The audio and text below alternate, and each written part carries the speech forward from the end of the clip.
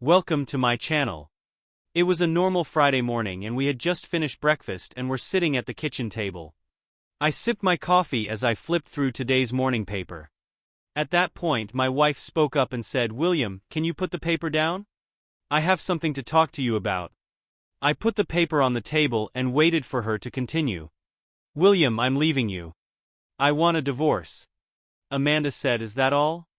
I asked, while picking up the paper and flipping to the sports section. "I'm serious, William," she insisted. I chose to ignore her words, which obviously annoyed her even more. "Damn it, William, put down the damn paper and talk to me properly about this. I don't have anything to say except goodbye, which isn't much of a loss anyway, and you've been nothing at all as a wife for the past year, so go away." I put down the paper and stood up to walk to the study, grabbed a notebook and a pen from the desk and an envelope from the drawer, then returned to the kitchen table. I wrote on the first page of my notebook, "Dear Kevin, thank you. Thank you. Thank you so much. Thank God she's finally leaving me." Just as I was about to put the note in the envelope, something occurred to me. I pulled out one of the lottery tickets I bought last night and put it in the envelope as well, then added, "Maybe if you win the lottery, that's enough money to satisfy someone who's seeing things differently, so she won't cheat on someone else. Good luck, man, you're gonna need it. I sign off, ever grateful William." I folded the note and put it in an envelope, sealed and addressed it, and handed it to Amanda. "Give this to him when you see him." She took the envelope, shock written all over her face. "Just because you think I don't know anything doesn't mean I really don't know anything," I said after a moment's thought. I took the envelope back from her. "Maybe it would be better if I just mailed it myself. I can't believe you're going to be a good boy and give it to him instead of secretly opening it up and reading it before throwing it away. Now it's time for you to go and pack up your things and get out of my life as soon as you can." "I'm not going anywhere," she said, "and I'm not moving out so you can move your lover in." Looking at her stubborn look, a sudden rush of unspoken emotions welled up inside me. The woman who had once haunted me seemed so strange to me at the moment. All those bits and pieces of experience together, all those vows that I once thought would last forever, all became so ridiculous at this moment. I stood up, poured the rest of my coffee into the accompanying cup, and got ready for work. Before I left, I took one last look at her. The image that had once been so perfect in my mind was now in tatters.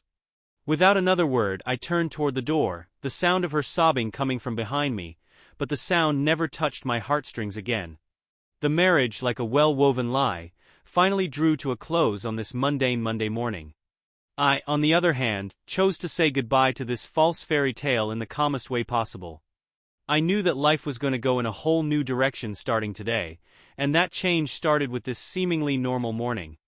The moment I stepped out of the house, I took a deep breath of the slightly cool morning air.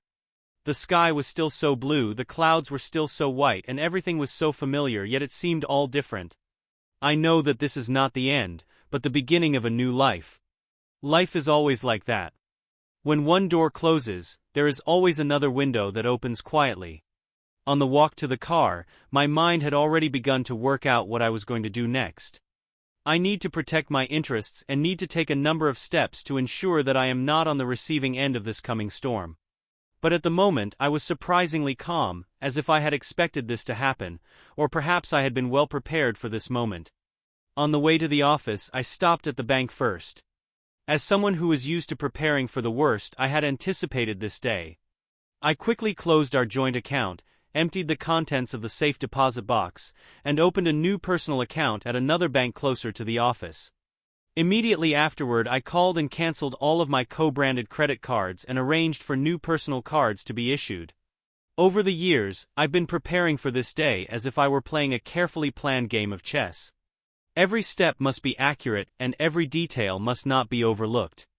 After taking care of that, I started to focus on my day job. It wasn't until the evening that I realized I hadn't eaten lunch all day. I asked Sarah, my administrative assistant, to meet me for dinner and mentioned in passing that I was back on the singles market and could be introduced to her sister if she was still interested. Sarah laughed and said, "Screw her sister, since you're single now, I guess I should be first in line." Sarah has been my secretary since 10 years ago, and because of her outstanding performance, I promoted her to my assistant 4 years ago, and then to administrative assistant 2 years ago.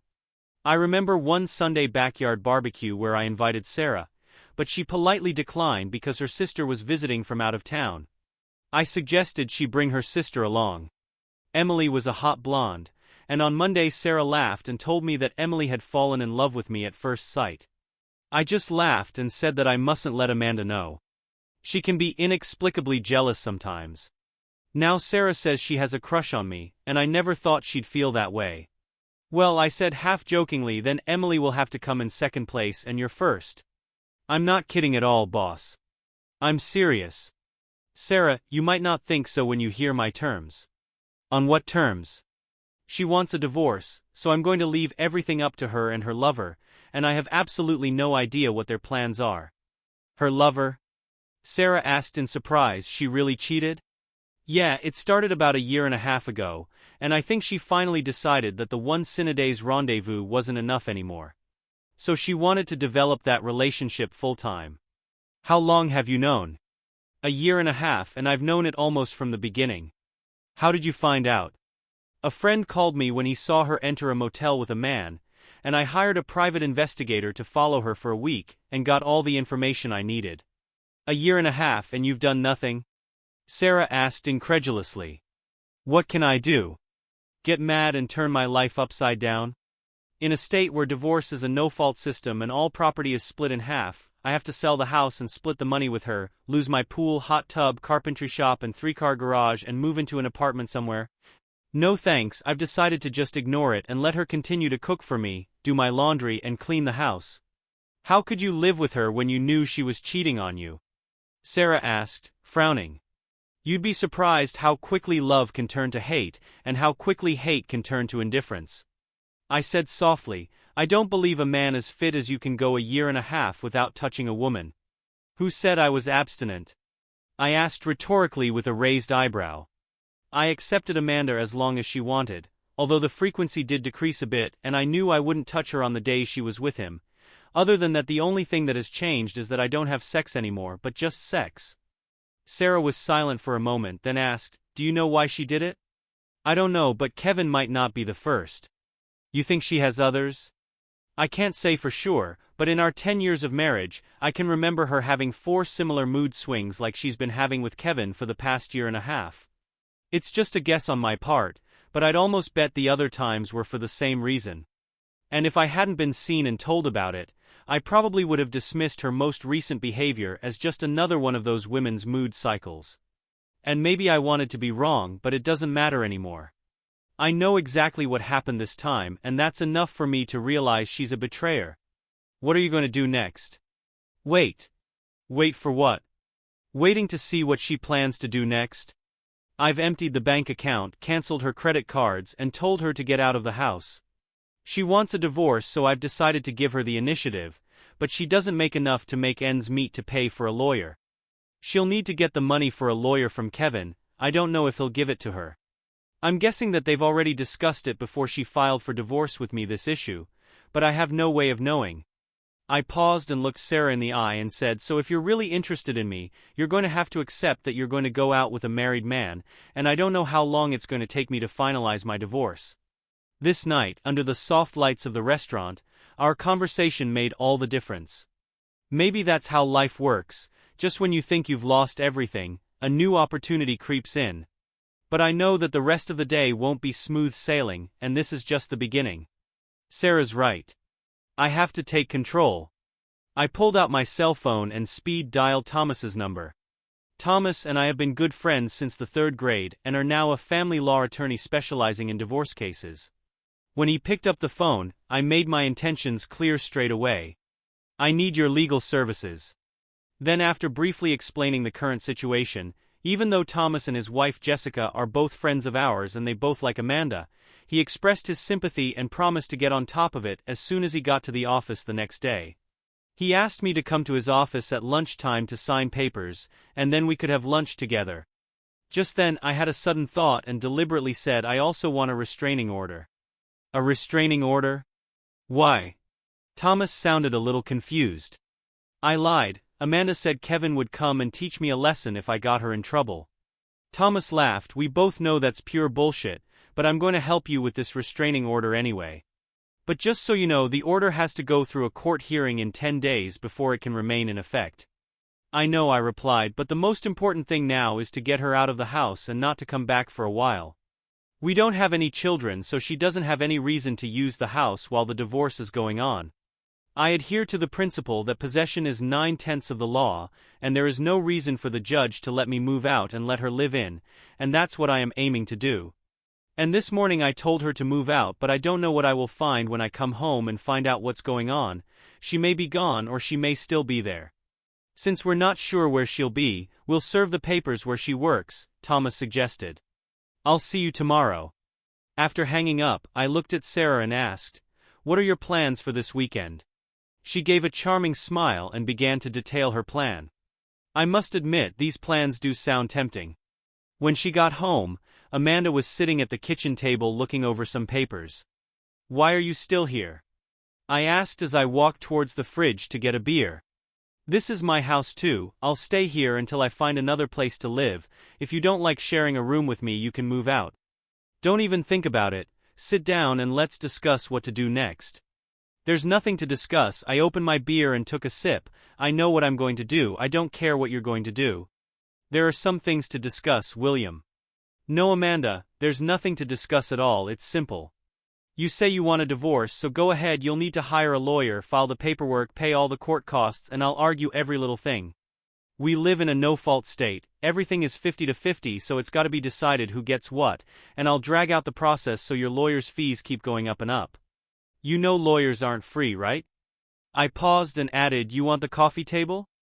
"Guess what, I want it too, and you want the couch?"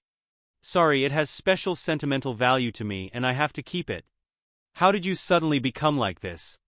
Before you didn't care about any of this. When I said I wanted a divorce, you didn't even show any emotion, you just told me to pack up and leave." I looked her straight in the eye and decided to take a gamble. "I let you off the hook the first 3 times because you didn't ask for a divorce, and I love you enough to stay silent and continue to be with you because you always come back to me."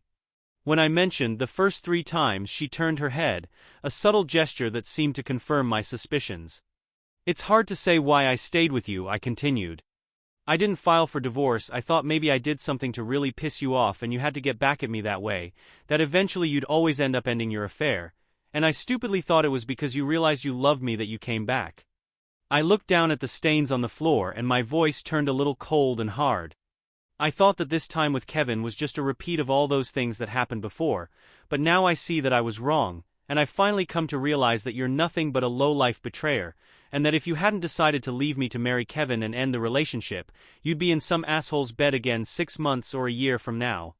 I felt a sudden surge of anger well up in me at the thought. Come to think of it, I do need some form of revenge.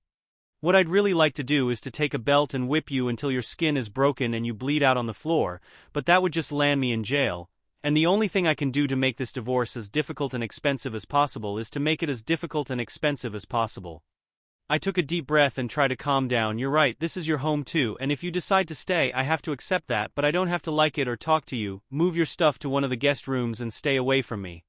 When I finished, I took the last sip of my beer and went upstairs to get ready for bed. I think I've accomplished my intended purpose by giving her something to think about. She needs to discuss it all with Kevin, make a decision, and it all takes time. And that time is what Thomas used as an opportunity to serve divorce papers and restraining orders. Of course, I could be thinking wrong. Maybe Amanda's already met with a lawyer, and the papers are on their way to me, but given the balance on my credit card when I canceled it, and the amount of cash taken from the bank, if she had already met with an attorney, she would have used our joint money to pay the fees. And of course, Kevin may have paid his attorney's fees. Now all I can do is wait and hope Thomas gets a head start. Lying in bed, I thought back over the long day. From the morning Amanda filed for divorce to now lying in this bed that used to belong to both of us, it all seems like a ridiculous dream. But I know that this is not a dream, but a new chapter of my life about to begin. The next morning I left the house before Amanda woke up and went to a breakfast place for brunch. Ginny the waitress asked me, "Where's Amanda? I always see you two together and this is the second day in a row you've come by yourself. You won't even see us together again. We're splitting up." I said calmly. "I see," she said, adding as she placed my order, "My phone number is written on the back of the bill, not the restaurant's number, my private number." As I watched Ginny walk away, I was lost in thought. In just 2 days, 2 women had already expressed interest in me. So why am I not good enough for my married wife? It's a question I'll never know the answer to because I'll never ask it. I sipped my coffee as I waited for the time when Amanda usually left for work. When it was about time, I came home and started packing up Amanda's things and moving them into the garage. At 10:15, Thomas called to say the papers had been delivered. I immediately contacted a locksmith, and within 20 minutes he arrived and started working. Less than an hour later, Amanda's car sped into the driveway. There was no way she couldn't have seen the open garage door and the prominent cardboard notice, "Amanda, all your stuff is in the garage." She stood there staring at the notice for a moment, then tried to enter the house, but of course, her key didn't work anymore. She rang the doorbell, but I didn't answer. In the end, she had to leave. I peeked into the garage and realized she had taken a couple of bags. Just 2 minutes after she drove off, my cell phone rang. "You asshole." Amanda growled on the other end of the line. "Did you really have to humiliate me in front of my coworkers?" "Better than having you humiliate me in front of my coworkers." I replied calmly. "What's the meaning of this damn restraining order?" "You know why? I was worried you were going to have Kevin lecture me for being rude to you. I need to go inside and get some things. All your stuff is in the garage, Amanda. I didn't change the code on the garage door, so your remote still works. If you need things that aren't there, let me know where I am, and I'll move them to the garage. Don't be ridiculous, William. You're making this more difficult than it needs to be." "I'm sorry, Amanda. Some inconvenience to you is not sufficient revenge for all the torture you've put me through over the years, but I had to do something for the sake of my own mental health, and you should be thankful that I didn't act violently. Goodbye." After hanging up, I started calling people on the list. Most people were shocked by the news of Amanda's cheating, but 2 people surprised me with their reactions. One says, "Finally got her, huh?" Another said, "I always thought you guys had an open marriage, that she was always going out with different guys and you never mentioned it." I mentally crossed those 2 off my friends list. Amanda's parents were the hardest hit and tried to tell me there must be some kind of misunderstanding. I've always loved them, and they treat me almost as if I were the son I never had, but I couldn't let Amanda use her version to frame me and make them think badly of me.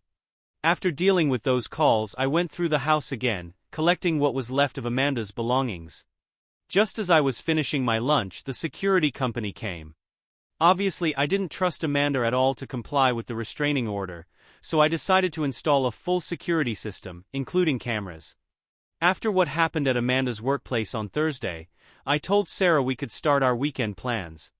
She gave a big smile. "How about tomorrow night? Dinner and dancing first?" When I got home, Amanda did exactly what I expected. She moved some things and then broke into the house through the garage's connecting door. The kitchen was a mess, with plates and glasses broken all over the place. In the living room, several table lamps were broken. But what brought a smile to my face was seeing her drag all my clothes out of the closet, pile them on the floor and pee on them. All of this was captured on video, which not only proved that she had violated the restraining order, but also exhibited malicious and destructive behavior. All of this will be compelling evidence at the restraining order hearing. I called Thomas and he contacted the police. They came, made statements, took pictures. The next day, Amanda was arrested at work, taken to jail to be photographed and fingerprinted, and then brought before a judge and charged with violating a restraining order and willful destruction of private property. To my surprise, the judge set a hearing date and allowed Amanda to be released on her own recognizance. Despite all the chaos, Sarah and I had a great date. We made another date for Saturday and had a great time that day as well. We enjoyed a nice picnic together on Sunday. At Monday's restraining order hearing, when the judge saw the footage from the security cameras, not only did he make the restraining order permanent, but he also ordered her to make restitution for all of the destroyed items, pay for the dry cleaning of my clothes, and pay for the cleaning of the bedroom. He gave her 10 days to respond or be jailed for contempt. Just to piss her off, I got the most expensive cleaning company to do the job. To my dismay, Amanda managed to raise the money and accomplish everything the judge asked. I didn't get to see her jailed for contempt. Sarah and I saw each other regularly over the next 2 weeks, but nothing happened except for some rather passionate kissing, as we both felt it was inappropriate while I was still married. However, our relationship is slowly moving in a serious direction. The divorce was finalized without delay, 6 months later. It's a standard no-fault divorce with all property divided equally. I refinanced my loan to buy Amanda's share of the house. I've been keeping money in my personal account for an anticipated anniversary trip around the world, and since she doesn't know the money exists, I haven't given her a dime. She also didn't know about the 2-time deposits I bought with my last 2 bonus checks in the safe deposit box. I also won a small victory. Amanda was awarded alimony for 2 years, or until she remarries, but in the amount of only $100 a week instead of the $500 she was trying to get. This was unexpected, and Thomas told me it was because we were very fortunate in the assignment of judges. The judge presiding over the restraining order hearing and the judge in charge of the divorce case are cousins who apparently discussed the case and have both had cheating wives. Both judges agreed that the innocent husband should not be punished for his wife's betrayal. While they followed the law, they did not go beyond what the law required. Apparently, Amanda and Kevin's relationship isn't as rosy as it seems. 7 months after the divorce was finalized, she moved back in with her parents. And one day, 8 months after my divorce, I was sitting in the bar of the Hilton Hotel, enjoying a steak sandwich and a beer for lunch.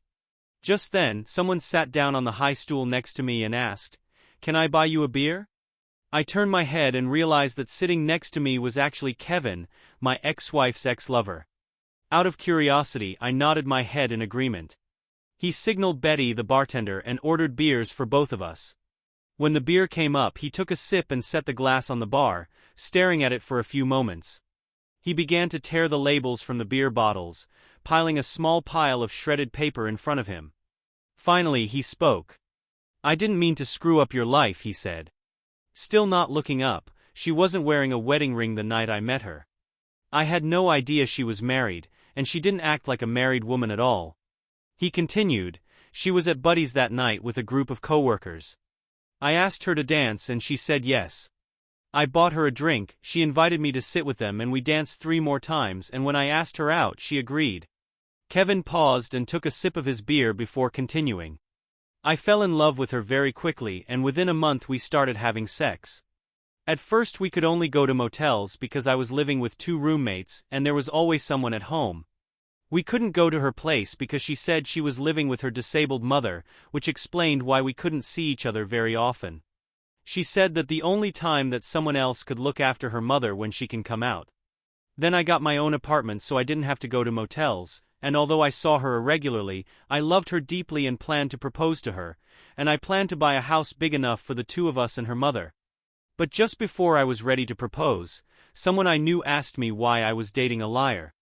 I was about to theorize with him when he told me that Amanda was married and had a history of cheating on her.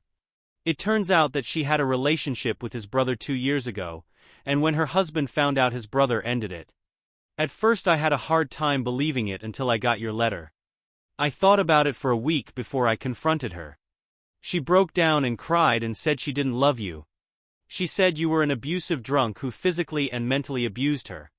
She claimed she hated you but was afraid to leave because you threatened to track her down and kill her and anyone who was with her."